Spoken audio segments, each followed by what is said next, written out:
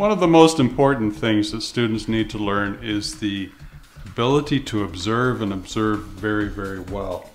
And this little device right here helps them to do that. You can start an exercise where you can actually involve the entire class in observation. Because what you can do is that you can say to them, let's all join a circle and everybody form a very large ring around the classroom and join hands. And it's quite a good activity actually to start your class with, possibly at the beginning of a semester, at the beginning of a year, because they have to get up right away, hold hands with one another, and they inevitably end up laughing, and it tends to break the ice quite a bit. But it's also a very good first exercise to do, because what you do is you hand this to the students and say, make one observation about this ball, and then pass it to the student beside you. And after that person beside has made an observation, they pass it on again. And what you try to do is make that ball keep going around the entire circle until everyone's made one observation.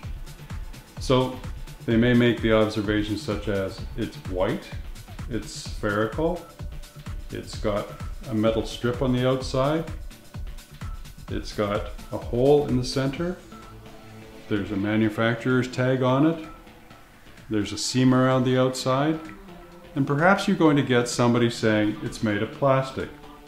There's a teachable moment, because at this point you can say to them, is it really made of plastic, or do you think it's like plastic? Because what happens, and quite often with gifted kids especially, is they intuit a lot. And so as a result, they make a prediction and immediately jump to some form of conclusion. So at this point, you've got the teachable moment. You can say, was that made of plastic, or does it look like plastic and you think it's plastic? You have to be very careful with that. So by saying it looks like it's made of plastic, that's an observation. By saying it's plastic, that's an assumption. And this is where you can clearly delineate the two.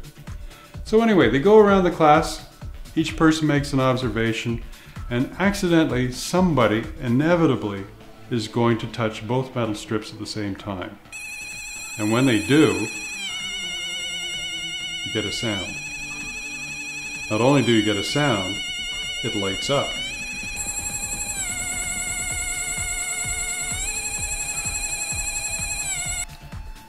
Once it's gone around the entire classroom, then you can actually start a small exercise. And what you can do is you can say, all right, everybody, I want you to join hands except for two people.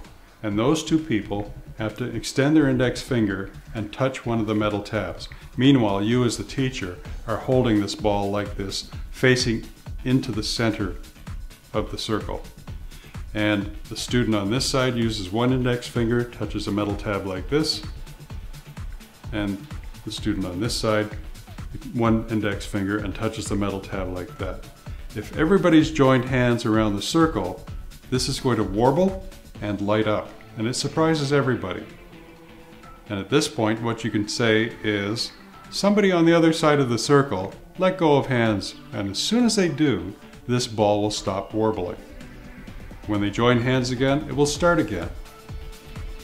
And you can do this a few times, and you can actually say, okay, above the shoulders, touch other parts of that body, and what will happen, somebody's body.